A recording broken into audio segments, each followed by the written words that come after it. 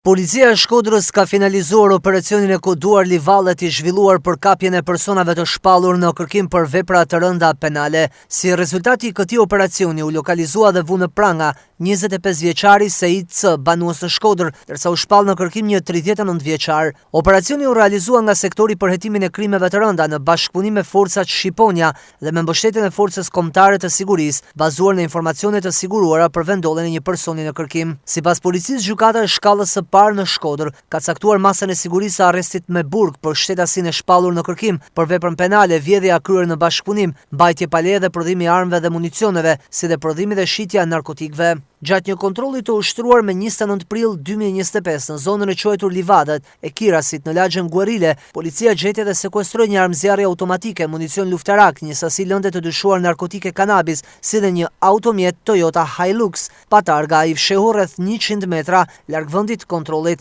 Nga verifikimet rezultoi se mjeti ishte i vjedhur në qytetin e Durrësit. Policia bën me dije se po e vijon punën për kapjen e 39 vjeçarit, si dhe për dokumentimin e plotë të kësaj veprimtarie kriminale. Materialet procedurale i kanë kaluar prokurisë së Shkodrës për veprime të mëtejshme.